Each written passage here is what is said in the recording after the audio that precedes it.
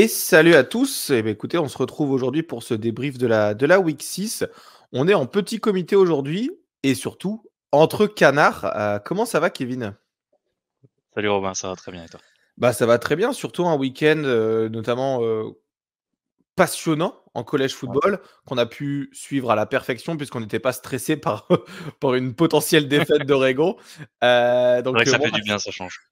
personnellement, ces week-ends, je les adore, les week-ends de bye week, parce que de un, tu sais que tu vas pas perdre, et de deux, Mm. ça te permet de surtout de profiter de tous les matchs si t'as pas un match que tu es obligé de suivre. Notamment, c'est vrai que des fois, Oregon, ils jouent à des horaires où on a d'autres matchs qui sont certainement passionnants, mais qu'on suit moins parce que Oregon joue. Ou alors il Donc, joue à des horaires impossibles. ouais, ou alors ils jouent à des horaires impossibles. Il y a pas d'entre deux. En tout cas, c'était un week-end qui était passionnant et surtout un week-end de college football comme on l'aime, hein. Ça a commencé déjà jeudi, hein. Ça a commencé jeudi avec les victoires de Liberty face à Sam Houston. Donc Liberty qui reste invaincu, hein, 5-0. On a également Western Kentucky qui a gagné 35-28 face à Louisiana Tech. Et à noter, hein, pour notre bâtisse nationale, que Oklahoma State a battu Kansas State. Kansas State qui était le champion de Big 12, hein, l'année dernière. Donc c'est quand même une belle performance, hein, de la part des Cowboys de Oklahoma State. Finalement, on a Nebraska qui a un bilan égal à un 3-3, qui a battu Illinois, hein, plutôt pour ce vendredi. Et ce samedi, on a eu le droit à 5 ou 6 upsets, hein, il me semble. C'était, on va dire, voilà, 1, 2, 3, 4. On a eu le droit à 5 upsets dans le top 25. Et également pas mal d'équipes qui galèrent, mais aussi des équipes qui assurent, Kevin. Notamment, je vais parler rapidement, on va pas rester longtemps sur ces matchs-là, mais Georgia, le numéro 1 du pays, qui conforte sa place, 51-13 face à Kentucky, classé 20e. On avait parlé dans le 1-2-6, c'était un match où on s'attendait à ce que Kentucky pose des problèmes. Ils en ont pas posé, Kevin. Ils en ont posé un carton. Tu vois, je vois que Ray Davis il finit avec 59 yards à la course. Je vais être honnête avec toi, il doit en faire 40 dans le premier carton. Ils ont un ou deux premiers drives qui sont relativement prometteurs, où il y a des bonnes courses. Ça va chercher des courses de plus de 10 yards en first down. Et je me suis dit, on va peut-être avoir un match intéressant. Et puis après, En fait, souvent dans les matchs comme ça, on s'attend à ce que à ce que le match soit serré trois quarts-temps et que le favori fasse la div dans le quatrième. Là, il n'y a même pas eu trois quarts-temps. La machine Georgia s'est mise en route tellement vite et le score final, c'est 51-13. C'est mérité sur le match, hein, il n'y a rien à dire. Mais on s'attendait à un poil mieux de Kentucky peut-être. Et peut-être à un poil moins de Georgia aussi. Ouais, effectivement. Moi, je m'attendais à un match serré. J'en avais parlé dans le six. Je m'étais dit que si la ligne de Kentucky, elle arrive à justement bien faire courir Davis, il y a moyen de faire quelque chose contre cette équipe de Georgia. Mais au final, comme l'année dernière, hein, Georgia galère. L'année dernière contre Missouri, cette année contre South Carolina et la semaine d'après, faire une statement win en disant non, mais juste qu'on n'a pas levé le pied, on était en train de lever le pied. Là maintenant, ils mettent tout le monde d'accord. Ensuite, une autre équipe qui a pris les devants et qui a mis tout le monde d'accord également, c'est Michigan, hein. Michigan 52-10 contre Minnesota. Un score assez similaire à Georgia. J'ai pas du tout regardé le match, je vais être honnête avec vous. Mais en tout cas, voilà, le numéro 1 et le numéro 2 du pays qui sont. Je pense qu'il y avait des petites discussions sur est-ce que Texas doit être numéro 1 à la fin s'il gagnait contre Oklahoma. Là, je pense qu'ils ont mis un terme à numéro 1, numéro 2 aux discussions. Ils ont, comme on dit aux États-Unis, ils ont take care of business. En autre équipe qui a take care of business, on a Florida State, 39-17 contre Virginia Tech, pardon. Encore une fois, voilà, c'est Florida State est invaincu. Jordan Travis, 170 yards, 2 touchdowns à la passe. Et surtout, c'est Trey Benson. Trey Ouais. Benson qui fait on est bien placé pour en parler, toi-même, parce que c'est l'ancien running back d'Oregon et qui finit à 200 yards et 2 TD, je crois, en seulement 11 courses. Ouais. Un match. Il y a beaucoup de monde qui demande d'où sort Trey Benson et tout, mais je crois avoir vu passer un tweet On qui disait, sait. voilà, nous on sait, mais c'était quoi la running back room à Oregon pour que Trey Benson se barre? Déjà c'est simple, hein, la running back room à Oregon c'est toujours stack de partout. Voilà, donc quand on voit qui y a en ce moment, pour se dire que on regrette pas forcément que Trey Benson soit parti parce qu'on est encore stack. Donc, et je suis content de le voir réussir comme ça, surtout dans comme on disait, un programme qui remonte aussi en même temps que lui. Donc, Ouais. donc c'est cool à voir. Et voilà, Florida State qui met presque 40 points avec un Jordan Travis qui n'a pas besoin de dépasser les 170 yards, c'est assez impressionnant quand même. Ouais, bah, clairement. Après, Virginia Tech, c'est pas non plus un ogre, un Pas l'ogre foudre de de la guerre, saison, quoi. mais Ouais. effectivement, ça reste quand même une équipe correcte. Et Florida State, take care of business. Et il y a des équipes qui ont justement, d'un point de vue business, qui n'ont pas été super top. 5 upsets, on en parlait en début d'épisode. 5 upsets, dont je pense un qu'on va énormément parler. C'est le Red River Showdown. Le Red River Showdown entre Texas et Oklahoma. Texas classé 3e, Oklahoma classé 12e. On l'avait annoncé dans le 1-2-6 comme étant certainement le match de la semaine et que c'est de toute façon toujours compétitif. Dans le chat, je me souviens que ça parlait beaucoup de plus 4 Texas, plus 3 Texas. Moi, j'avais pronostiqué plus 3 Texas. Résultat, Oklahoma gagne 34-30. Kevin, tu as regardé le match, t'en as pensé quoi? Ouais, bah en fait, c'est. Alors, je t'avoue qu'on en dit tellement des choses à la con dans le 1-2-6, mais je crois qu'on avait dit que ça sentait le match qu'allait jouer sur la dernière possession sur qui aura la balle. Je crois que c'était pareil. C'était qui était avec nous? Toi, tu étais là, je crois, et je crois que c'était Elio qui était là aussi. Ouais, Elio. Présentait, qui disait je sens que ça va jouer sur un field goal à la dernière seconde ou quelque chose comme ça. Et on pensait que ça allait être pour Texas, parce que Texas, il y avait 27 partout jusqu'à 1 minute 17 de la fin. Texas marque le go-ahead field goal, donc le field goal qui les fait passer devant 30-27, donc à une 17, et ils prennent 75 yards je crois que c'est ça, c'est 5 jeux, 75 yards en à peine 1 minute. Et Oklahoma qui finit par marquer un touchdown qui les met carrément à l'abri d'un field goal et qui les fait gagner le match. Donc 34-30. Beau match, ça a envoyé du bois de partout. J'ai vraiment bien aimé. C'était encore une fois, ça prouve ce qu'on disait à propos d'Oklahoma, dans le sens où ils ont une attaque qui est legit, emmenée par Dylan Gabriel, qui finit à 23 sur 38, 285 yards, 1 TD et surtout pas d'interception. Mais maintenant que Grinch n'est plus là, donc Alex Grinch qui est désormais cordeau de USC, ils ont une défense. Et cette défense, certes, elle a pris 30 points contre Texas, mais Texas, c'est une grosse attaque.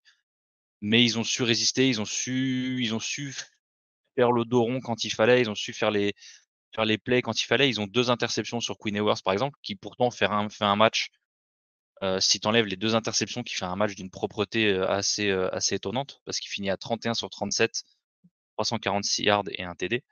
J'ai été un peu déçu de la part des receveurs de Texas, que Willington et Worthy font 18 catchs, un peu plus de 220 yards à eux deux.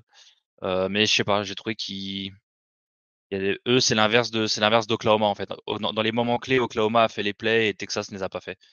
C'est malheureusement souvent comme ça que se jouent les matchs Ouais. et voilà. Et pourtant, Jonathan Brooks aussi fait un bon match dans le run. On avait dit que le jeu dans les tranchées serait important pour Texas. Brooks qui finit à 22 courses, 129 yards et 1 TD. Mais Texas en face, ils n'ont pas été capables de ralentir Oklahoma parce qu'Oklahoma c'est 201 yards au sol. Donc ça s'est aussi joué là-dessus. Ouais, moi je pense que ça s'est surtout joué sur les interceptions, hein. Les turnovers Mmh. ont été beaucoup trop, comment dire, beaucoup trop de turnovers. On parlait des 2 fumbles, des 2 interceptions de Quinn Ewers, mais il y a Ouais. aussi un fumble. Je ne sais pas si tu t'en souviens, un fumble à la course, hein. Ewers, il essaie de s'échapper de la poche, ce qui provoque un turnover. Ça fait quand même 3 turnovers pour lesquels Ewers est responsable. 3 turnovers, c'est pas possible en fait, hein. C'est pas viable dans un match aussi serré. Le score de 34-30, il aurait pu être à l'inverse. Sans les turnovers, je pense que Texas aurait gagné. Mais Ah, Oklahoma, comme tu dis, a réussi à les faire, hein. C'est pas. oui, oui, et surtout qu'Oklahoma en face, ils font aucune paire de balles, hein. Mmh. Il y a pas de fumble, il y a pas d'interception, donc Ah bah c'est comme ça mais qu'on gagne les matchs, hein. bien sûr, de toute façon, c'est toujours difficile de perdre quand tu es à +3 sur la turnover battle. Ouais, bah c'est Et ça. Et je pense qu'au-delà de ça, Oklahoma avait le momentum à peu près à tout le temps dans le match. En fait, j'ai jamais mmh, senti Texas vraiment dominer. ou À faire part le break ou quoi, ouais, ouais. Ouais, faire le break, de toute façon, ça a été serré tout le match, hein, Mmh. 7-7 dans le premier quart-temps, 13-10 dans le deuxième pour Oklahoma, 7-3 dans le troisième quart-temps pour Oklahoma et 7-10 pour Texas dans le deuxième, hein, dans le quatrième, ce qui amène à 4 points d'écart. Je pense que sur le terrain, Oklahoma avait été plus fort ce soir-là, enfin ce jour-là. Et Texas a commis les erreurs qui font que bah, ils perdent le match. Et justement, ça me fait penser un peu à un drive dans le match où je parlais de momentum. Le drive où ils ont 4 essais sur la ligne des 3 yards, hein, globalement 3-4 Mmh. yards. Je sais pas si tu t'en rappelles, hein, mais en gros, ils font 3 jeux de course, il me semble. Ouais. Et ensuite, ils tentent pour Xavier Worthy une sorte de petit out ou une flat. Au final, il est plaqué juste à la fin, enfin juste à vraiment à 1 yard. Ça, c'est typiquement le genre de goal line stand qui te donne un momentum incroyable, Ouais, puis surtout et pour, qui donne une confiance aussi. ouais. Et un goal line stand pour une défense, c'est énergisant, c'est électrisant de fou en fait, être capable, surtout contre une équipe contre Texas qui a l'habitude de dominer dans les tranchées, qui a un très bon run game et un très bon running back. Quand tu es capable de leur dire, bah les gars, venez prendre votre dernier yard à la course, moi je te jure, vous allez pas le gagner, et que tu es capable de le faire, c'est clairement tu mets tes baloches sur la table et c'est toi qui gagne le combat. Donc c'est toujours en ces moments-là. Et puis cette défense, tu vois, et moi ça me fait énormément bizarre de parler de la défense d'Oklahoma avec des termes pareils, hein, parce que on n'a clairement pas été habitué. La défense d'Oklahoma, c'est 10 tackles for loss, dont 5 sacs. Donc ça veut dire 5 stuff enfin 5 sacs dans le jeu de passe et 5 run stuff contre la course. Donc c'est assez impressionnant et c'est cool. C'est cool pour le college football. Ça va redistribuer les cartes, on va dire tout du moins dans le milieu de tableau, parce que pour le top 3 malheureusement, enfin quoique non, ça va relancer la 3e place du top 3, on va dire ça comme Ouais, ça. c'est ça. Même si du coup ça fait en sorte que le top 2 reste inchangé, il y a des chances qu'il reste pareil, pendant quelques semaines encore. Mais c'est cool et puis tu le disais aussi, c'est comme ça qu'on aime le college football. On aime ces upsets, on aime ces retournements de situation, on aime quand ça change et ça aussi on l'a dit, c'est que c'est l'une des saisons les plus indécises de college football qu'on ait vu depuis longtemps et dans un match comme ça, une semaine comme ça se confirme totalement. Ouais, bah, clairement. Et bah, l'image de ce match, hein, qui a commencé la soirée, il était 18h, 18h en France quand ce match a commencé. C'était également, enfin c'est vrai, on n'en a pas forcément parlé, mais le premier quart-temps, il était assez fou puisqu'il y a une interception pour Oklahoma. Ensuite, Texas bloque le punt, un des punts de Oklahoma pour justement aller en end zone, rattraper un peu cette différence que le turnover aurait créé. Ça lançait très très bien la semaine, enfin le week-end de college football, qui a continué à la même heure par Maryland, Ohio State. Je ne sais pas si tu as regardé, Kevin. Moi, en tout cas, j'ai regardé. Et Maryland m'a fait très très belle impression. Et encore une fois, c'est les turnovers qui ont coûté le match. Est-ce que tu pourrais en parler ou tu n'as pas regardé du tout? Tu t'es concentré Ouais, sur. j'ai pas regardé, il y avait, j'étais justement sur le Texas-Oklahoma et c'était quel autre match que j'avais en même temps? C'était le LSU-Missouri qui était à Ouais, 18h aussi. LSU Missouri qui était à 18h. Et j'étais dans cette situation où malheureusement j'avais pas assez d'écran pour regarder Maryland Ohio State. Donc et je me suis dit très clairement, je me suis dit: «Si à la mi-temps c'est encore serré, je me débrouillerai peut-être pour squeezer avec le téléphone ou quoi», mais j'ai pas quand j'ai vu que c'était déjà un peu «mort» entre guillemets, j'ai pas forcé dessus et je t'avoue que c'est pas forcément un des récaps que j'ai regardé. Mais Ouais, non, ça fait aussi partie des matchs où c'est dommage pour Maryland parce que ça aussi on le disait pendant le 1-2-6, c'est une équipe qui monte, c'est une équipe qui performe à la passe. Je dis pas de bêtises, ils sont 14 ou enfin, ils étaient 14 ou 16e dans le pays au nombre de points marqués avec 28 ou 38 points marqués. Donc c'est vraiment pas mal. Ils sont à 10 partout à la mi-temps, hein. ouais, C'est c'est ça. et encore si je dis pas de bêtises, le TD d'Ohio State, c'est pas un pick six ou quelque chose comme ça?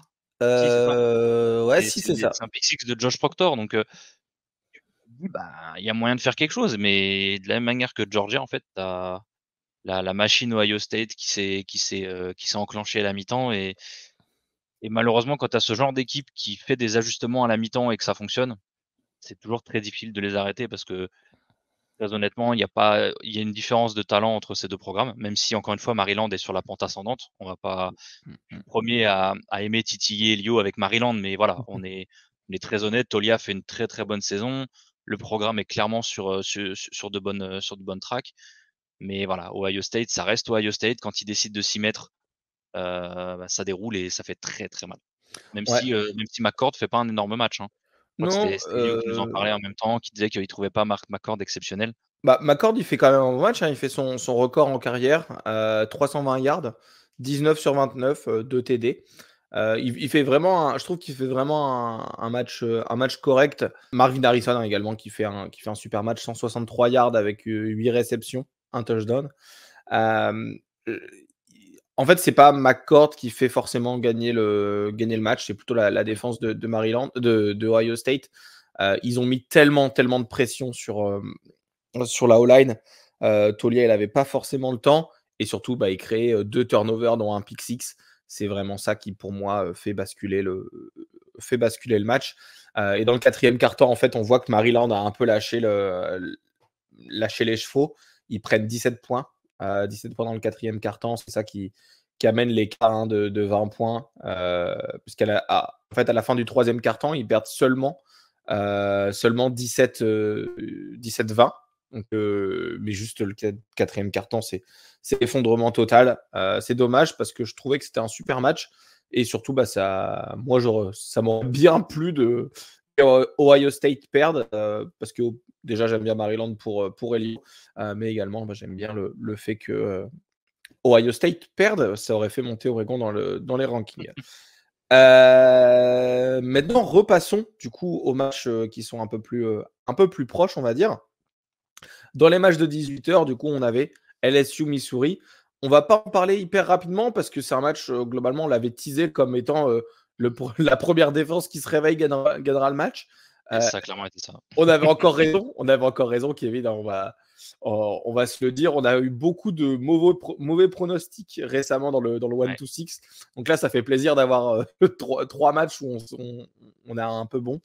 Donc LSU Missouri, on termine sur le score de 49-39.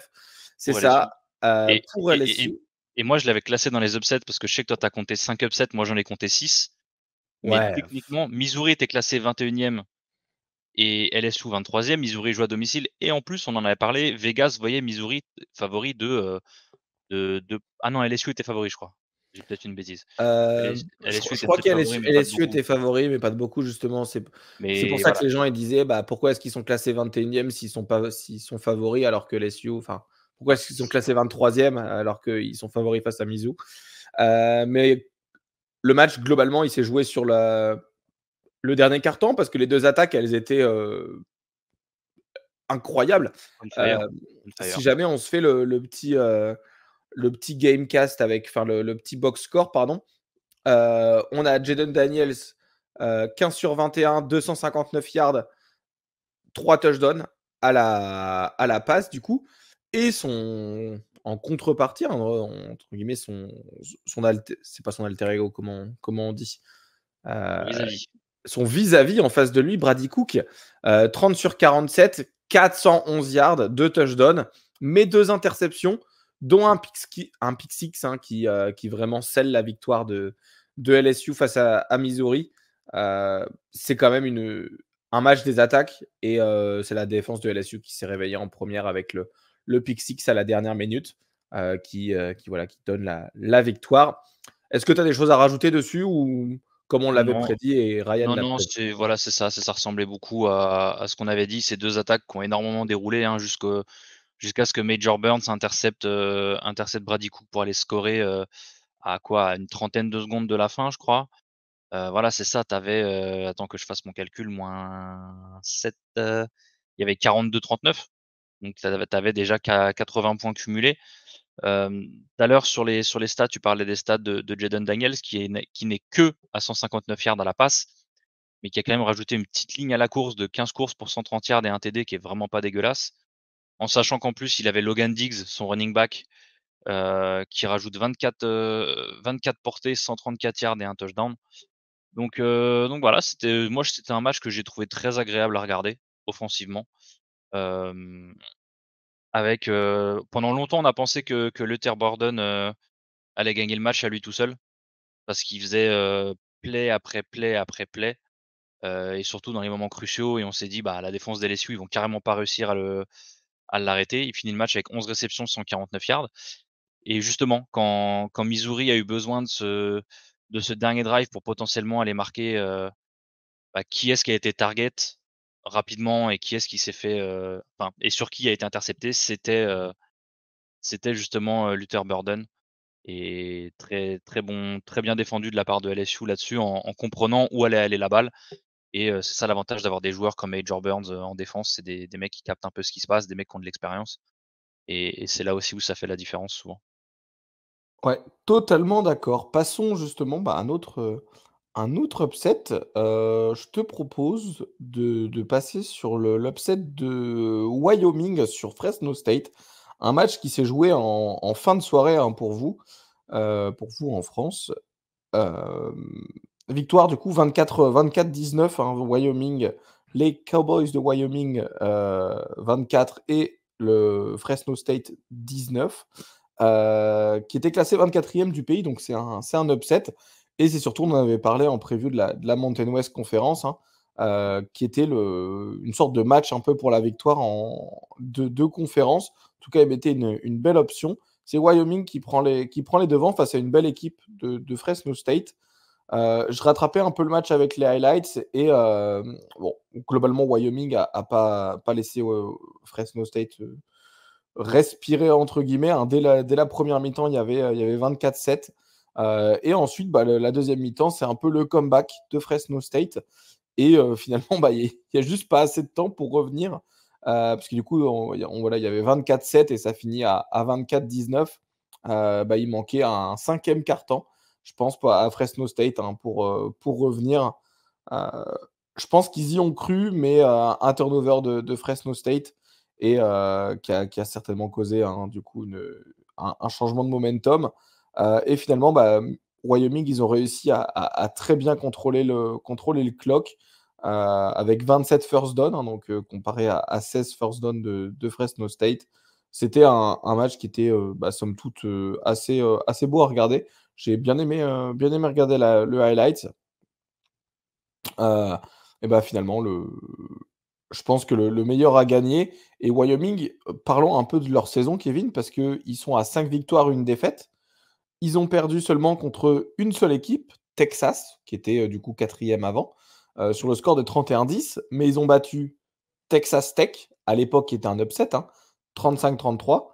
Ils ont battu Portland State, bon, ça arrive à beaucoup de gens, mais ils ont également battu Appalachian State 22-19, New Mexico 35-26. C'est quand même une sacrée équipe Wyoming cette année.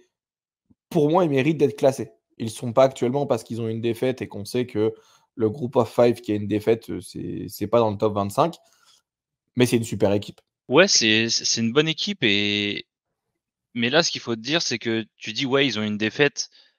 Et on parlait la semaine dernière dans notre live de milieu de semaine quand on parlait un peu du classement de top 25 et on va peut-être nous en parler à la fin de cet épisode. Faut te dire que là, tu as quand même 7 équipes du top 25 qui ont perdu. D'accord? 7 équipes du top 25, en sachant que Missouri qui vient de perdre, qui était 21e, va sauter. Fresno State, 24e, va sauter. Miami, 17e, déjà pour beaucoup de monde, il méritait pas d'être 17e.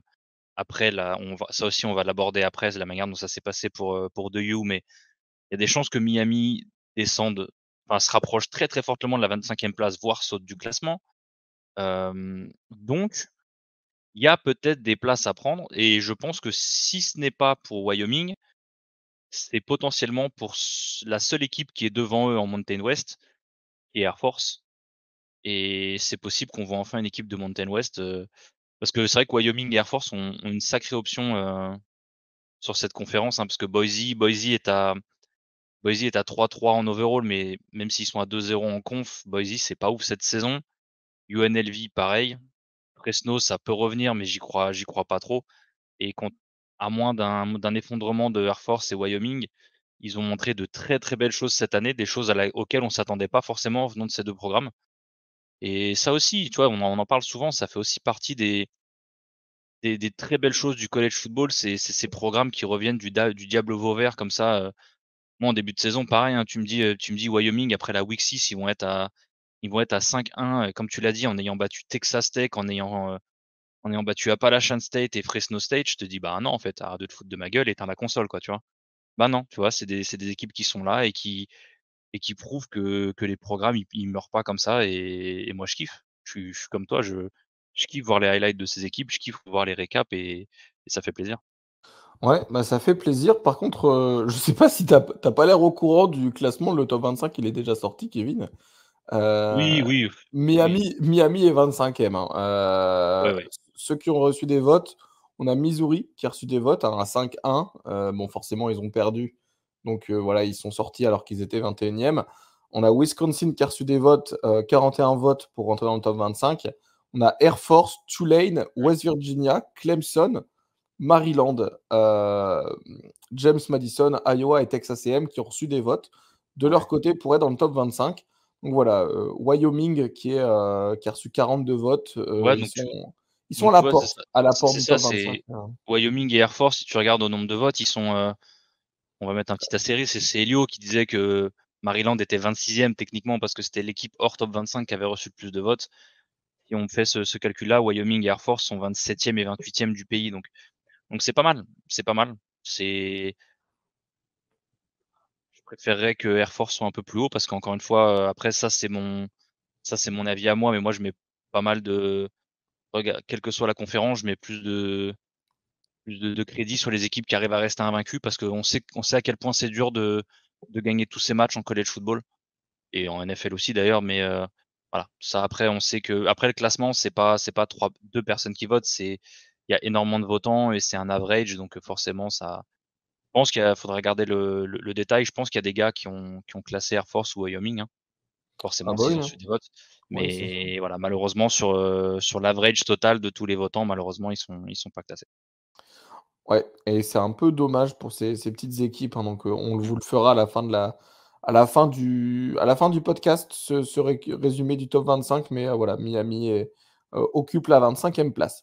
Justement, en parlant de Miami, Kevin, je sais qu'on n'est pas dans les dernières secondes, ne prenons pas de genoux, courons directement, Ouais.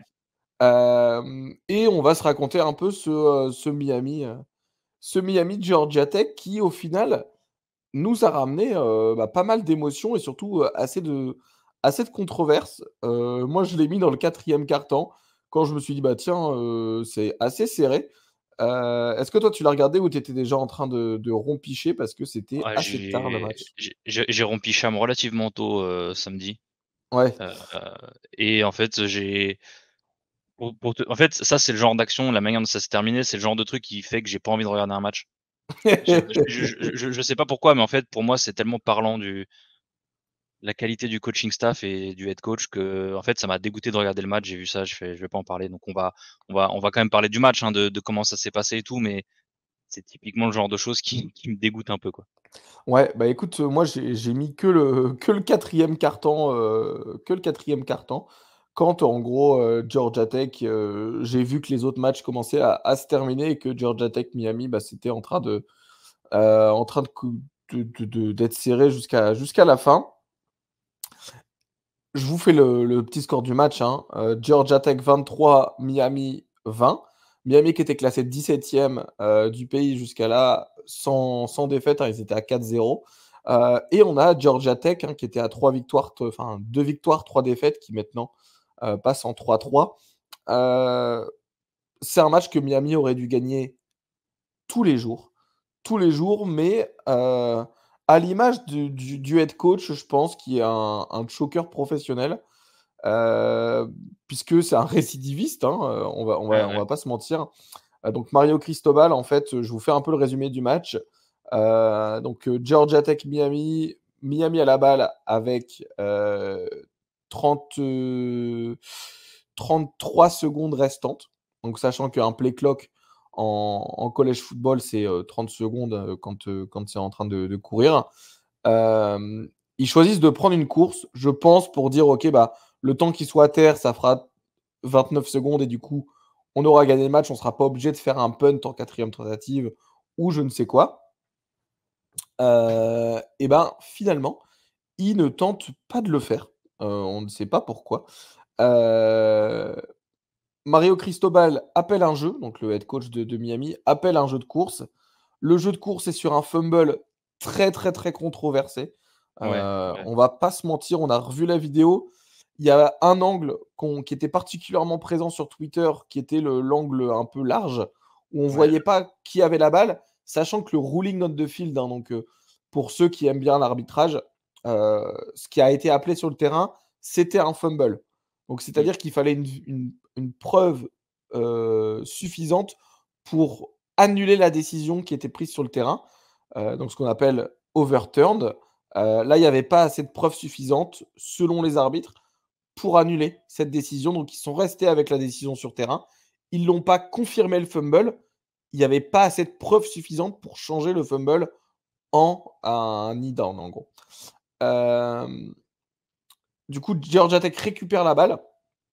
Ils font 74 yards en 24 secondes et ils marquent avec une passe de 44 yards de Haynes King, le quarterback, pour Christian Leary avec 2 secondes restantes. Et voilà, le match était fini. Les réactions sur le bord du terrain, sur Twitter, un peu partout, sur les commentateurs, c'était mais qu'est-ce qu'on fait, putain, de la part de Miami. Vraiment, pourquoi cette décision? Kevin, à la fois toi en tant qu'arbitre et à la fois en tant que coach également, est-ce que tu comprends la décision de ne pas prendre de genoux, sachant que c'est une récidive, hein, c'est pas comme si c'était la première fois que ça lui arrivait à Mario Cristobal. Et justement sur l'arbitrage, est-ce que tu comprends la décision, en ayant vu la vidéo, de pas overturn le call? Alors, il y a Guillaume et Ryan dans le podcast qui me connaissent très bien en tant que cordeau offensif et savent très bien à quel point je suis une pourriture. Moi, à +30, je joue des conversions à 2 points avec des Philly special à 10 secondes de la fin. Là, je suis une salope, quoi, tu vois? Mais là, en l'occurrence, je suis pas coach college football, j'ai pas des millions en jeu. Tu mènes 23-20, tu as ta saison qui est en ligne de compte là sur ce que tu fais. Non, tu fermes ta gueule, tu poses un genou. Encore une fois, comme tu l'as dit, le pire du pire du pire, c'est que ça lui est déjà arrivé avec Oregon contre Stanford en 2019, si je dis pas de bêtises. Et en fait 2018, mais ouais, 2018 pardon. 2018 avec CJ Verdell, C'est ça, la fameuse. c'était avec Verdell. Mais en fait, il y a un mec qui est retourné dans les, dans les box scores ou les play by play en fait de Miami. Faut savoir que Cristobal, il a une mentalité qui n'est: «Je ne pose pas le genou» en fait. Donc Cristobal, sa mentalité, c'est: «Je vais courir 3 fois, peut-être que je prendrai pas de first down, mais je ne finis pas le match sur une victory formation, sur un knee down». C'est quelque chose qui est, tu sais, tu as des coachs en high school qui sont les coachs qui ne puntent jamais, hein, qui vont jouer des 4e et 26 sur leurs 20 yards. Chacun sa philosophie, chacun son kiff. Sauf que, encore une fois, quand tu arrives au plus haut niveau du football, tu peux pas trop, en fait, malheureusement, le peu de fois où ça va se retourner contre toi, ça peut se retourner contre toi très, très, très méchamment. Et je pense que ce que Cristobal a fait, c'est au niveau impardonnable. On ait réussi à lui pardonner à Oregon, déjà, je trouve ça moyen. Là, tu es à Miami, c'est un market qui est pas du tout le même. Encore une fois, tu as toute ta saison qui risque de partir en cacahuète à la suite de ça. Maintenant, niveau arbitrage, je suis d'accord avec le call, dans le sens où la vidéo qu'on voit qui est plus ou moins prise derrière les poteaux, alors ça paraît effectivement, tu te dis: «Ouais, non, en fait, le genou du gars, il est down, il y a jamais fumble». Mais on va être honnête, dans ta tête, en fait, et je pense que tu es comme moi, c'est tu te dis, en fait, quand tu vois les images, il y a aucun moyen que le mec fumble sans avoir le genou au sol. Mais malheureusement, il y a pas de preuve matérielle.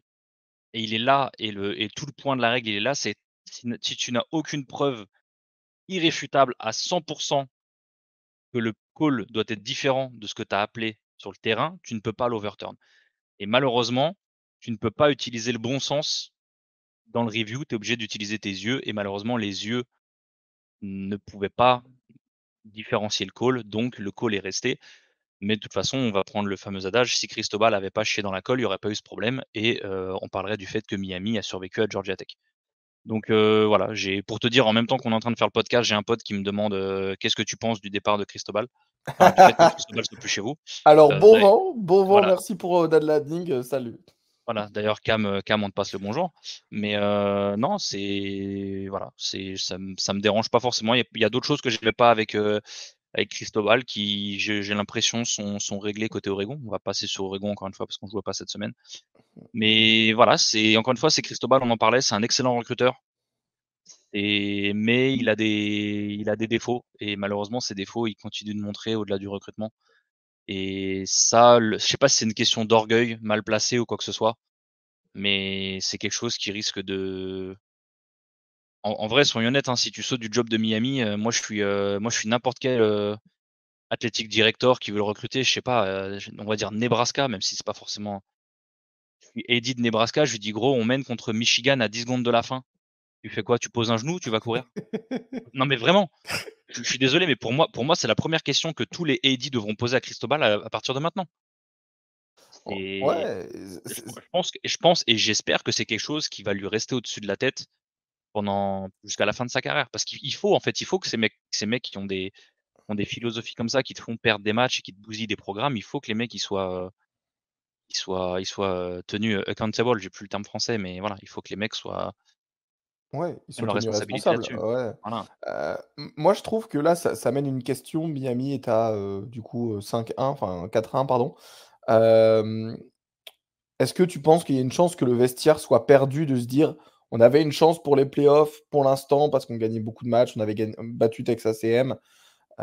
Ils étaient dans la course en étant 17e sans pour l'instant avoir eu de défaite. Mmh. Je dis pas qu'ils y seraient allés, hein, mais pour l'instant, tu n'as pas encore de défaite. Est-ce que tu te dis que le vestiaire peut être perdu? Parce qu'on voyait les joueurs sur le bord du terrain à dire mais putain, Ouais, qu'est-ce ouais, qu'on a ouais. fait? Ouais. Euh, tu voyais qu'ils étaient vraiment, ils étaient limite en pleurs, hein, pour la plupart, en Ouais, se disant: «Le ouais, ouais, match, il est gagné», mais en fait, c'est notre coach qui nous a failli, en fait, hein, mmh. qui a failli à la tâche de nous coacher. Est-ce qu'il y a voilà, un sentiment de perte, tu penses, qui peut s'amener à Je Miami, de pense de perdre du vestiaire?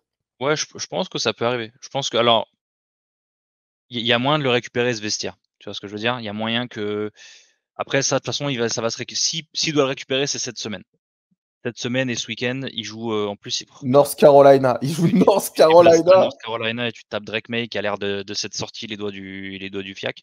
et Donc, après tu joues Clemson, là tu joues Virginia, ouais et ils ont un calendrier en fait, ils étaient à 4-0 avec, ils étaient à Clemson. 4-0 Bon, ouais, Clemson, c'est ils étaient à 4-0 sans avoir joué d'équipe, classée, hein, même s'ils avaient battu enfin si pardon, ils avaient battu A&M, mais ils ont North Carolina 12e, ils ont Clemson qui est pas classé, mais quand même Clemson et après ils ont un stretch, déplacement NC State, après déplacement chez le numéro 4 Florida State et réception du numéro 14 Louisville, on va en parler ça aussi, qui a battu, Notre-Dame et qui est toujours invaincu.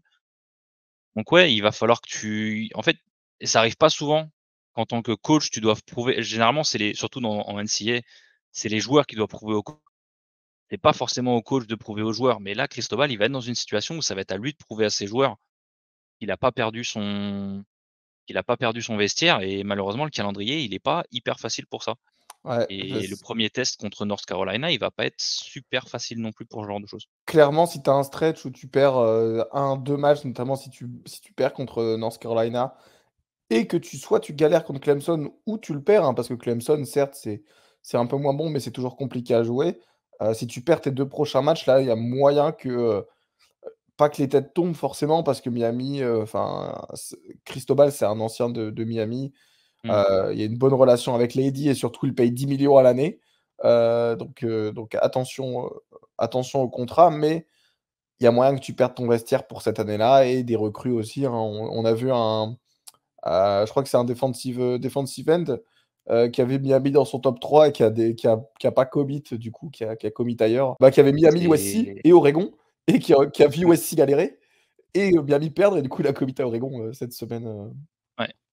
Ouais, et pourtant, on sait que Cristobal est un excellent recruteur, hein. On sait que Cristobal, c'est l'un de ses points forts, le recrutement.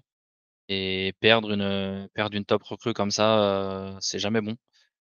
Donc, je pense qu'il va falloir que, très honnêtement, hein, s'il veut rester dans les bonnes grâces du AD, il va falloir qu'il gagne ce week-end et qu'il arrive à land un blue chip dans les 2 semaines, je pense.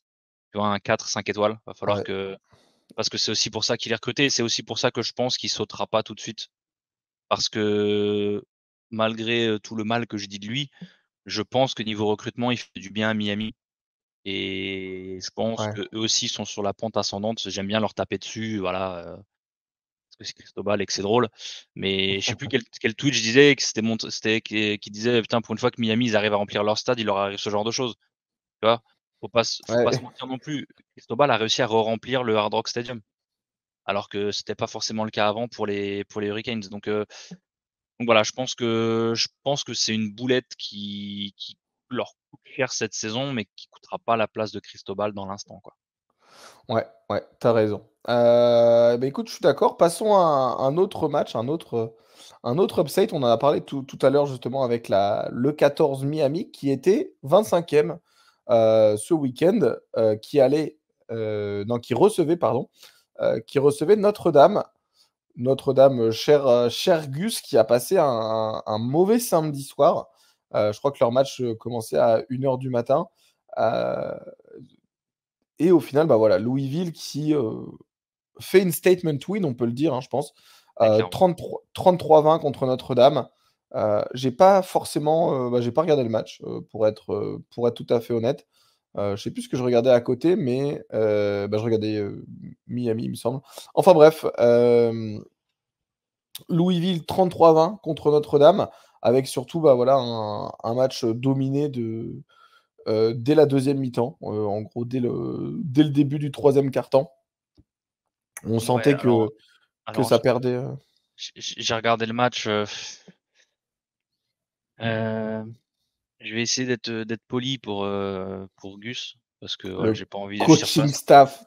Alors, coaching staff, pas forcément, parce que je tire pas sur un mec qui est à terre, et Gus entre la fin de match de Ohio State et ça, je pense que c'est pas les plus beaux jours de son année.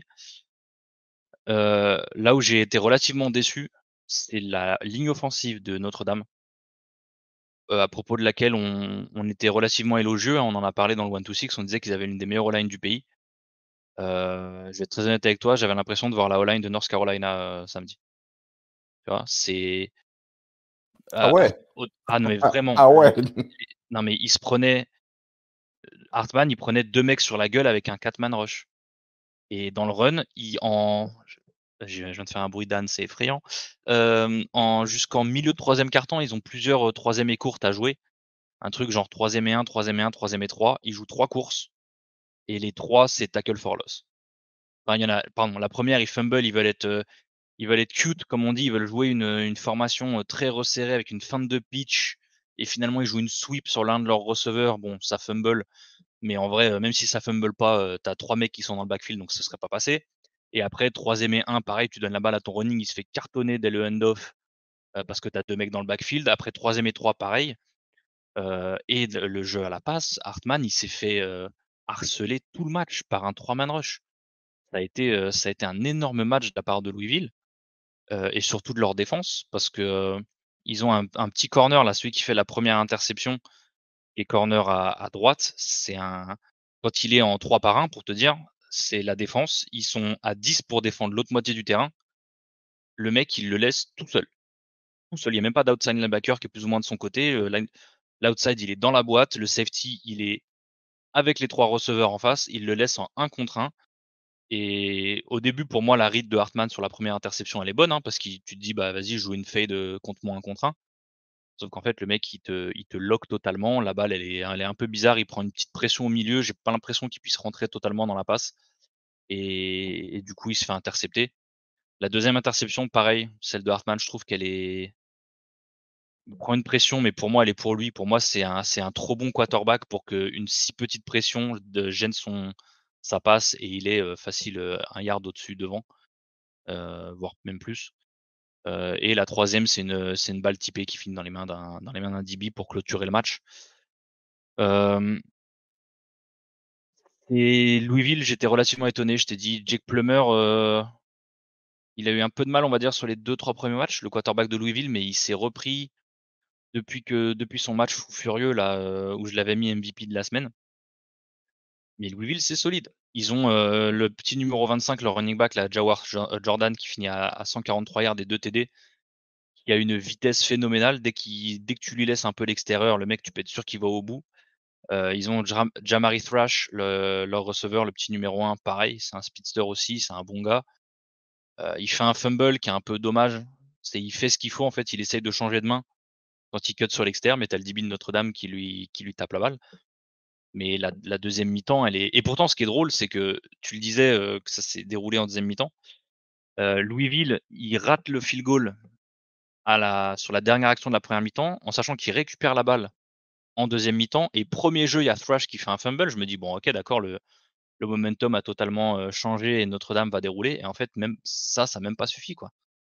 Et Notre-Dame était menée 33-13 parce que Notre-Dame marque le dernier touchdown à la fin. Ils prennent, sans ce dernier touchdown, jusqu'à ce qu'ils marquent ce dernier touchdown, ils prennent un 26-6 en deuxième mi-temps. Et ce 26-6, ça a été totalement emmené par la défense de Louisville qui a absolument rien permis offensivement à Notre-Dame en deuxième mi-temps. Et Notre-Dame qui, par exemple, finit à 44 yards à la course, pardon. Quand on parlait du run game de Notre-Dame, finir à 44 yards à la course, c'est estimé, il est à 10 courses, 20 yards. Voilà. 2 de moyenne. Jadarian Pierce, une course, 2 yards. Il y a que Jeremiah Love qui fait 5 courses, 37 yards. Mais sinon, ils ont été totalement éteints par la défense de Louisville qui, tu vois, on en parlait des équipes surprises. Louisville, c'est la seule équipe de ACC qui est à 6-0. Ça aussi, c'est une stat assez drôle, c'est qu'il y a que 5 équipes de Power 5 qui sont à 6-0.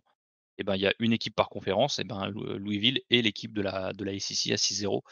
Et pas forcément là où on les attendait, mais ils y sont. Et ça va donner une fin de calendrier hyper intéressante en ACC parce qu'on s'attendait à un duel Florida State, Clemson peut-être. Mais t'as North Carolina qui est dans l'eau, et t'as justement Louisville qui est là aussi, donc ça pourrait être hyper intéressant. Ouais. En sachant que Louisville n'a pas Florida State dans son calendrier. Ouais, carrément, ça peut être une. Ça peut être la finale de Je, conférence. je sais plus si l'ACC, maintenant, ils ont enlevé leur ACC Est et Euh, Ouest. Je sais pas. Oui, ils ont qu'une seule conférence, pas de division. Ils sont Ok, tous dans un gros bloc. Ouais. ok, parfait. Bon, au moins Et ça donc va, on a pu. je crois que c'est comme la Big 12, c'est les deux premiers de la conférence qui se rencontrent en finale. Ouais, parce que c'est vrai que rencontrer, vas-y, Purdue en finale alors que tu as Ohio State la semaine d'avant, Ouais. du côté de la Big Ten par exemple. En tout cas, ouais, LSU, enfin Louisville, pardon, grosse victoire et surtout gros upset hein, parce que Notre-Dame, bon, voilà, c'est comme tu l'as dit, hein, ils ont galéré contre Ohio State. Normalement, ils auraient dû le gagner ce match-là. Ils auraient aussi dû le gagner du côté de Louisville. Je pense que voilà, c'était la meilleure équipe à gagner ce soir-là. Je passe rapidement sur le match Alabama-Texas A&M. On va pas en dire grand-chose dessus. Hein. Alabama a gagné 26-20. C'était très très serré. Attention, je pense attention à Bama cette saison. Elle peut rester compliquée. Ils ont bon, ça va, le calendrier n'est pas très très compliqué. Quoique, ils vont jouer Tennessee, LSU, Kentucky d'affilée à partir du coup sur le mois de novembre. Ça peut clairement être un peu compliqué, mais je pense que voilà, on est tous d'accord pour dire que cette saison Alabama est en dessous. Et, En parlant, ouais, dis-moi. non, je disais excusez-moi, Alabama est prenable cette saison. Ils l'ont encore prouvé et surtout Texas A&M, pardon, je sais plus qui en parlait dans le chat, dans le chat pendant le 1-2-6 et c'est Ryan qui nous en avait. Non, mais je crois que c'était Ryan d'ailleurs qui nous en avait parlé dans le chat. Le front seven de Texas A&M qui fait vraiment des ravages depuis 2 semaines et qui a encore fait un très bon match contre Je crois Alabama. qu'ils font 7 sacs. Hein. 6, ils finissent avec 8 6, tackles ouais. for loss, dont 6 sacs. Ils font Ouais, un, c'est ils ça. font un très très bon match et là aussi ça a pas. Moi, ça a plus été une surprise pour moi parce que je regarde pas trop les Aggies depuis le début de saison, mais visiblement c'est pas une surprise parce que ça fait plusieurs semaines qu'ils sont dans cette forme-là et il va falloir suivre aussi A&M parce que c'est un programme qui a les joueurs pour. Juste ils n'ont pas forcément le calendrier le plus simple en restant parce que quand il te reste Tennessee, South Carolina, Ole Miss, Mississippi State et LSU en calendrier de conf, c'est pas Jojo, mais c'est une équipe qui a une défense et qui a un front 7 qui peut faire chier des équipes comme ça. Donc à suivre aussi et ne pas laisser de côté A&M parce je pense qu'ils sont capables de faire une voire deux petites surprises sur cette fin de saison juste grâce à leur défense. Ouais, je suis d'accord. Bah, écoute, ça nous permet de faire une transition justement où on dit, grâce à leur défense. Parlons d'une équipe qui, grâce à sa défense, a gagné le match et je ne parle absolument pas de USC qui ce n'est pas grâce à sa défense qu'ils ont gagné le match. Donc USC qui survit, hein, c'est littéralement le terme, USC qui survit, face à Arizona 43-41 avec, 4 overtime ou 3 3. overtime, pardon. 3. 3 overtime, bon la défense qui se réveille à la fin, hein, pour, Encore, je suis désolé pour pour moi, arrêter la conversion à 2 points. c'est juste le play call qui est merdique. Enfin, t'appelles un toss côté faible sur une transfo à 2 points. Je suis désolé, tu te fous de la gueule du monde. Et d'ailleurs, je profite de garder mon coup de gueule. Je reste sur ma lancée. C'est une chose que je dis souvent. Et je crois que d'ailleurs j'ai tweeté là-dessus. Mais quand tu es coach d'une équipe qui joue contre une équipe classée, qui plus est contre le Iceman, le champion en titre Iceman, que tu as la balle en deuxième en premier overtime et que l'équipe qui a marqué avant toi a transformé à 1 point, pourquoi tu transformes à 1 point? D'accord? USC sont revenus sur la fin de match, ils ont le momentum, ils ont l'expérience, ils ont l'équipe. Tu crois vraiment que tu vas arrêter USC pendant 9 prolongations? Non, ils sont meilleurs que toi là-dessus. Ils ont une offense pour marquer à tous les jeux. Tu as pas la défense pour les arrêter à tous les jeux. Tu as marqué sur la première prolongation, transforme à 2 points. Porte tes couilles, tu as quand même marqué parce que du coup, ça a pas marqué sur la deuxième prolongation. Tu marques presque 35 points à USC sur le match, d'accord? Score à 2 points. Tu Mais au-delà McMillan qui fait de 6-4, ils ont pas de défense. Vas-y à 2 points. Encore une fois, tu es Arizona, tu joues à USC. Qu'est-ce que tu as à perdre à y aller à 2 points? Et ça, c'est un truc qui m'énerve au plus profond de moi. Et tu vois, c'est un truc qui m'énerve autant que Cristobal. Tu vois? C'est Cristobal, c'est de l'orgueil. Et ça, c'est pas de l'orgueil, c'est le fait de pas avoir et je suis désolé de parler comme ça, c'est le fait de pas avoir de couilles, en fait. Et ce qui m'énerve, c'est que le pire, c'est que Arizona fait un très bon match. Ils ont des couilles tout le match, sauf quand il s'agit de transformer le truc à 2 points et de gagner. Parce qu'en vrai, qui va te dire quoi que ce soit si tu rates la transfo à 2 points? Qui va te dire quoi que ce soit si jamais tu as eu le guts de dire vas-y, je la joue à 2 points, viens, on va battre USC chez eux, ils sont numéro 9, on va les battre. Viens, on va battre Caleb Williams chez lui. Qui va te dire quoi que ce soit? Personne. Au ouais, contraire. Mais tu fais et quoi? Tu la joues à 1 point. Non, je suis mais désolé, c'était merdique comme. surtout qu'ils pouvaient la jouer à 2 points, bah, sur leur dernier touchdown du match, hein. Parce qu'en gros, dans le temps réglementaire, c'est Arizona qui marque à la fin. En gros, ils perdent 35-28, je crois, ouais, 2-3 minutes restantes.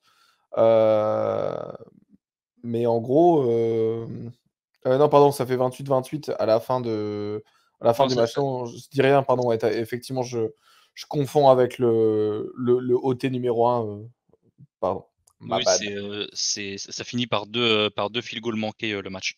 Ouais, Et effectivement, my bad, le premier par Arizona et USC réussi à driver et ils ont une boulette du long snapper puis du holder, alors qu'ils ont un field goal relativement court, hein, que je ne dise pas de conneries, c'est un field goal de 25 yards.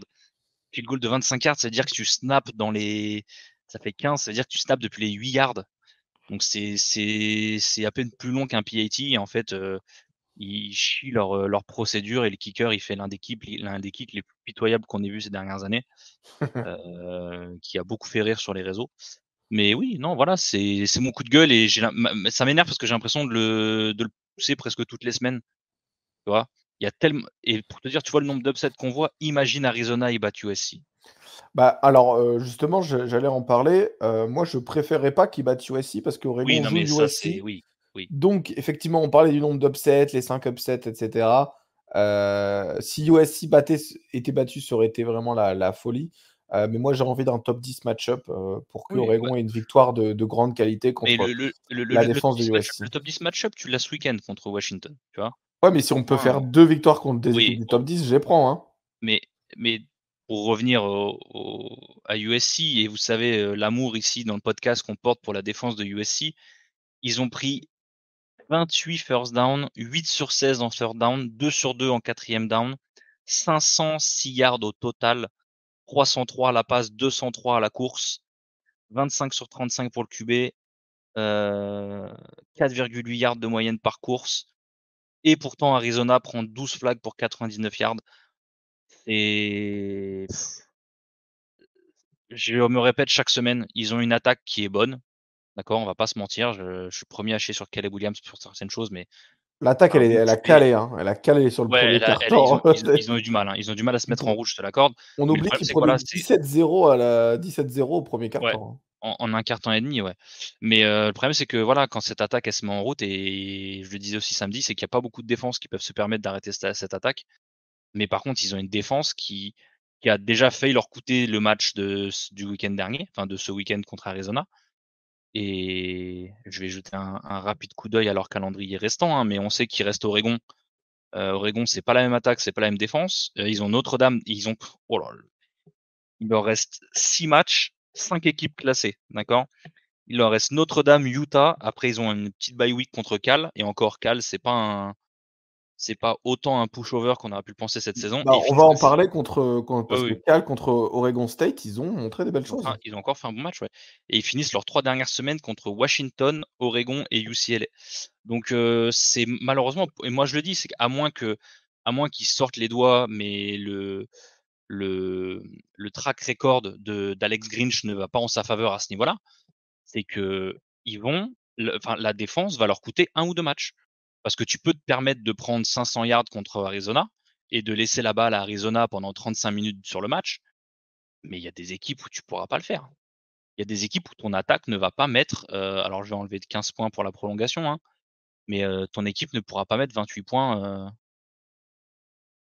Et pour moi, c'est une telle faute de la part de Lincoln Riley d'avoir encore Alex Grinch en tant que coordo. Et je pense qu'ils auraient potentiellement pu aller en playoff cette saison. Ils auraient pu prétendre au playoff parce qu'ils ont une très bonne attaque. Et le pire, c'est qu'ils ont les joueurs en défense, ils ont le personnel, mais le coaching défensif, il est calamiteux. Et tu vois, j'ai envie de te dire, même au plaquage, j'ai été surpris. Ah non, mais oui, J'ai été effectivement. surpris du plaquage de USC. T'as quoi? T'as Gentry plus ou moins qui survole, leur tige qui joue middle linebacker, là, le numéro 18, je crois. Mais sinon, le reste, les DB, c'est calamiteux. Les mecs, c'est des plots de chantier, ils servent à rien. Ils sont pas foutus de plaquer. Ouais, et c'est terrifiant, hein, de voir qu'une équipe du top 10 est liée. On disait, bah, pourquoi USC, tombe dans le top 25 parce que, alors qu'ils gagnent, bah, en fait, la raison elle est là, c'est qu'en fait, ils quand ils vont jouer des grosses équipes, ça va tout de suite, déchanter, hein. Je pense on peut fermer cette parenthèse, USC, sinon Charles va Oui, nous unfollow. oui, oui. On est désolé Charles, on parle que de faits. Donc Charles, pour ceux qui savent pas, c'est le modo du compte USC France, qui est, bah, du coup, on parle assez souvent, hein, justement de ces équipes, et notamment de USC, mais en tout cas, voilà. Sinon, le passage sur USC, on peut le clore et parler d'une vraie défense, notamment celle de UCLA, contre Washington State. Ouais. Le dernier upset de la semaine, hein, dont on doit parler. On a bientôt fini le podcast, Kevin. C'est un Là, pour le coup, on parlait des bonnes prédictions qu'on avait eues tout au long Ah là, du 1 to ouais. 6. Alors là, on s'est mis le doigt dans l'œil. Ouais, et pas que dans l'œil. Et ouais, quand je dis j'étais, je pense que je suis pas le seul. Cette défense de UCLA, elle a fait, je pense, son meilleur match de la saison. Et elle a surpris beaucoup de monde. Et il y a pas grand monde qui s'attendait à ce que cette défense joue à ce niveau-là. Après, de ce que j'ai vu du match, parce que je l'avais en deuxième écran à un moment, j'ai été relativement déçu de Washington State aussi. Je les ai pas trouvés aussi crispes que d'habitude. J'ai pas trouvé que ça tournait de la même manière. Il leur manquait Victor, leur receveur qui était pas là. Mais je sais pas, il y a quelque chose qui tournait pas. UCLA a réussi à garder le match, pardon, Washington State a réussi à garder le match, relativement close pendant 3 quarts temps. Je crois d'ailleurs qu'ils menaient 14-17, ils menaient 17-12 à la fin du 3e quart temps. Mais ils prennent un 13-0 dans la dernière période. Donc, mais on parlait de Cam Ward comme étant un Iceman contender, notamment au niveau de ses stats qui étaient assez impressionnantes. Il finit à moins de 50% à la passe. Il finit à 19 sur 39, 197 yards, 1 TD, 2 interceptions. j'ai été déçu de la part de Cam Ward aussi. Il faudra peut-être que je me penche un peu plus sur le match en profondeur, le Ouais. re-regarder pour voir là où ça a vraiment déconné. Sur, Mais sur le play calling aussi, hein, il y a ouais, notamment la quatrième que UCLA arrête. mmh, Le play ah, calling de faire courir ton QB derrière, c'était téléphoné là. mmh, En 4 et 1, de le faire courir derrière ton lead block. Tu mets ton lead block à droite, tu cours à droite. Enfin, je sais pas. En défense, t'as pas besoin d'avoir Alex Grinch en coordinateur pour savoir ce qui va se passer. Tu vois. Enfin, il y a peut-être que Alex Grinch qui aurait pas su ce qui allait se passer. Tu vois. Mais mais tu vois, c'était chiant. je suis d'accord avec toi du fait que ça a pas forcément tourné, à tous les niveaux avec Washington State, mais comme on disait au début, je pense qu'il faut pas non plus, il faut rien enlever de la performance de UCLA qui premièrement a très bien joué en Ouais, défense, mais très très si bien. ils Ouais. ont aussi fait ce qu'il fallait en attaque. Dante Moore, bah, qui a un peu des stats un peu similaires à celles de Cam Ward, hein, pile 50%, 22 sur 44, 290 yards, 1 TD, 2 interceptions. La seule différence, c'est que là où Cam Ward, son meilleur rusher, c'est Nakia Watson, il a 25 yards au sol. Dante Moore, il a, on en parlait aussi, c'est Steele, Carson Steele, le coureur blanc avec les cheveux longs là, qui ressemble un peu à Trevor Lawrence, qui finit à 30 courses, 140 yards. C'est un putain d'allié pour un QB, surtout un QB freshman comme Dante Moore qui est encore en train de trouver ses marques et qui a besoin d'un bon run game. Avoir un running qui va te taper 140 yards dans le match, c'est pas négligeable. Donc voilà, félicitations à UCLA. Ça prouve encore que bah, deux choses. Premièrement, que la Pac-12 est toujours là pendant encore un an, mais est toujours là. Et que même si UCLA, ils étaient plus classés depuis leur défaite de la semaine dernière ou il y a 2 semaines, je crois, ça reste quand même une très bonne équipe. Et surtout, ça continue de confirmer que la Pac-12 se bouffe entre eux. Même une année, enfin, de toute façon, il y a trop de bonnes équipes cette année pour que ce soit pas le cas, mais il y a toujours des équipes non classées qui vont battre des équipes non classées en Pac-12 et qui vont te pourrir des saisons. Tu pourris pas des saisons contre les équipes classées en Pac-12 en général, tu pourris tes saisons contre des équipes non classées. Et voilà, ça s'est passé encore malheureusement pour Washington State, parce que voilà, comme vous le savez, c'est une équipe que j'aime très très beaucoup. Ouais, effectivement, bah, c'est vrai que c'était dommage à voir. Moi, j'attendais que Washington State soit plus. Bah, je les avais mis en underrated parce que je trouvais que c'était underrated avec également Cam Ward qui faisait une super saison. Donc, je suis déçu pour eux. Il nous reste un match à parler, je pense, Kevin, et après, on va pouvoir clôturer. Mm. Je Oregon State, California. Donc Oregon State qui bat Cal 52-40. Un match très très offensif avec 5 TD notamment de DJ Wagalelei. Et bah, California qui prouve encore une fois que c'est une attaque qui est à la fois legit et à la fois bah, c'est une attaque qui va poser des problèmes à beaucoup d'équipes. Et ça Mm. va jamais être un California, ça va pas être le bye week des équipes. Notamment, moi, je pensais un peu que Oregon qui vont jouer Cal juste avant USC, je crois. Je m'étais dit, tiens, ça sera un peu notre bye week. Bah, pas du tout. Il va Ouais. falloir vraiment se préparer. Et attention à Cal. Certes, 3 victoires, 3 défaites. Mais ils ont perdu contre Auburn, Washington et Oregon State. Ça Mm. arrive à beaucoup de monde et ça va arriver à beaucoup de monde cette année. Mais surtout, ce qui est à noter pour ce match pour Cal, c'est le quarterback, le freshman, Ouais. Mendoza. Fernando Mendoza. Est-ce que Cal a enfin trouvé un QB pour mener son attaque? Moi, j'ai trouvé qu'il faisait un très bon match. Il a fait un match relativement propre. Il a bien mené son attaque. Après, c'était son tout premier match, hein. Il est freshman. Sa seule apparition cette année, c'était contre la victoire contre North Texas, si j'ai pas de bêtises, où il tente une seule passe. Je pense qu'il est rentré en fin de match, histoire de faire des end-off. Voilà, c'est ça. Il était à 0 sur 1 contre UNT. Donc voilà, ce serait cool pour la fin de saison de Cal si jamais ils ont enfin un QB stable. Ce serait bien que Arizona State ait la même aussi. Euh, je trouve que leur QB Bourguet a fait un très bon match contre Colorado d'ailleurs. Mais voilà, malheureusement, la fin de calendrier de Cal, Utah, USC, Oregon, Washington State, Stanford, UCLA. Et c'est pas forcément le meilleur calendrier pour prouver à ton freshman, enfin, pour que ton freshman puisse prouver ce qu'il vaut parce que c'est. Bon, quoique il y a USC, donc il va pouvoir faire 400 yards dans le match. Il y a Stanford, il va pouvoir faire 400 yards dans le match, donc c'est déjà ça. Mais comme tu le disais, à suivre, ce sera pas les pushovers qu'on pensait California sur la fin de saison. Et pareil, c'est cool pour la Pac-12 et c'est cool pour le college football. Ouais, carrément. Et ben écoute, ça conclut un peu nos résumés en détail des matchs. Je vous parle du coup rapidement du top 25 de cette, enfin des autres matchs avec des équipes du top 25 de cette année dont on n'a pas encore parlé. Syracuse qui a été battu 40-7 par North Carolina. On a également Ole Miss 27-20 qui a battu Arkansas contre avec justement Val, le porte-bonheur de Ole Miss dans les stands.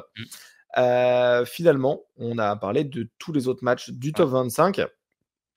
Cette année, je pense qu'on n'a pas vraiment le temps de faire un peu ce récap. Dans les équipes qui ont perdu beaucoup de place, on a Texas qui a perdu 6 places, hein, qui passe de 3 à 9. On a également Oklahoma qui a gagné 7 places, qui se retrouve 5e justement après avoir battu le numéro 3 du pays. C'est une très très belle montée pour Oklahoma. Et attention surtout à Ohio State notamment, ou Michigan, ça peut très rapidement en fait ramener Oklahoma dans le top 4 et potentiellement aller en playoff justement pour cette équipe menée par Dylan Gabriel. S'ils perdent plus les matchs à la fin, en face, il y aura des défaites, notamment du coup Michigan, Ohio State qui pourront perdre. Florida State aussi.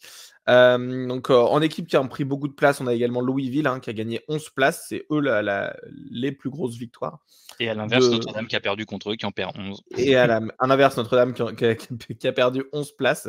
Donc Louisville qui passe 14e, Notre-Dame qui passe 21e. On a également UCLA qui gagne 11 places, qui n'étaient pas classés et qui sont maintenant classés 18e. Forcément une victoire contre Washington State, 13e à l'époque, qui était une super équipe. Forcément, ça fait ramener des points. Washington State, du coup, qui termine 19e juste à côté de UCLA. Et finalement, on a Kansas qui retourne dans son top 25 après avoir perdu à cause de la défaite contre Texas, qui prend 12 places. Mais ils ont battu UCF ce week-end, Kansas, si je dis pas de bêtises. C'est ça. Ils ont battu UCF, mais ils avaient perdu contre Texas la semaine d'avant, donc ils étaient sortis du top 25. Là, ils récupèrent 12 places. Et finalement, on a Miami qui ferme la marche à la 25e position, qui a perdu 8 places. Écoute, Kevin, c'était un super week-end de college football. J'espère que le débrief, ça s'est bien passé pour vous. En tout cas, on a hâte de la semaine prochaine. Il y a également des matchs qui vont être plutôt sympas à voir. Notamment, je pense à Cal contre Utah. Oregon contre Washington, évidemment. C'est à 21h30 en France. Regardez-le. Ça va être un super match. On a également un Kansas-Oklahoma State qui va pas être plutôt cool. Texas A&M Tennessee, également hyper sympa à regarder. Et ensuite, des gros matchs très tard dans la nuit. Donc, les matchs de 2h du matin, on a USC Notre-Dame, le 10e contre le 21e. On a également Miami contre North Carolina. Là, on l'a dit, c'est le make or break moment. Finalement, on a également UCLA contre Oregon State, le 18e contre le 15e. Kevin, on finit avec les MVP de cette soirée. Je ne sais pas si tu en as un. Je t'avoue que j'avais pas trop regardé pour les MVP. MVP. Moi, si tu veux, je te donne un le temps que tu le trouves. Vas-y. Écoute, je vais mettre le redshirt freshman, il me semble qu'il est redshirt freshman, Noah Fifita, le quarterback de Arizona, pour sa performance, parce qu'il n'y a pas énormément de starts cette année. Il a 2 starts. Il y a 2 starts cette année. Contre USC et contre Washington. Ça rigole pas, c'est 2 équipes qui sont très compliquées à jouer. 2 starts cette année et il finit le match avec du coup 5 touchdowns, ce qui est plutôt très très correct. Un peu plus de 300 yards, 303 yards, 5 touchdowns, une interception. Et voilà, un passer rating à 185. Donc c'est plutôt correct et c'est mon MVP de la semaine. Ouais, et moi du coup, j'aime bien prendre des MVP pour une équipe qui a gagné. Ça après c'est point. On avait parlé de Trey Benson et de ses stats à la course, qui avait pris 200 yards en seulement 11 courses. Il y a quelqu'un qui a fait mieux et en plus avec 2 fois plus de TD, pardon, c'est le running back de Northern Illinois dans la victoire de son équipe contre Akron, 55-14. C'est Ontario Brown. 13 courses, 280 yards, donc 21,5 yards de moyenne, 4 touchdowns. Je pense que cette semaine, il n'y a pas grand monde, pardon. Il n'y a pas grand monde qui lui arrivait à la cheville. Donc voilà, c'était. J'aime bien comme ça pendant la MVP mettre la lumière sur les petits joueurs, sur les petits programmes. Et voilà, c'est Northern Illinois, c'est un programme que j'aime bien en plus parce qu'ils ont sorti pas mal de très grands QB. Voilà, je trouve qu'Ontario Brown, il a fait une sacrée performance ce week-end et ce sera mon MVP pour cette week 6. Et bah parfait, Kevin. Merci beaucoup pour ta participation. Merci à toi, Rob. Et bah écoute, on se termine avec 1h10 de podcast. C'est pour parler d'une semaine assez chargée, je pense qu'on a C'est chargé, ouais. plutôt bien fait. On n'a presque pas parlé d'Oregon, on a quand même réussi à Ouais. les mentionner. Donc ça fait plaisir. Et en plus, il n'y avait personne pour nous arrêter. Donc on se dit à samedi pour le Samedi, 1-2-6. pour le 1-2-6. Où là, par contre, on aura une bonne excuse pour vous saouler avec Oregon. C'est ça, on va vous parler du match de la semaine. Donc voilà, n'hésitez pas, si jamais vous avez des questions, on est là pour interagir et cracher sur Alex Grinch. Ciao à tous. Ciao, ciao.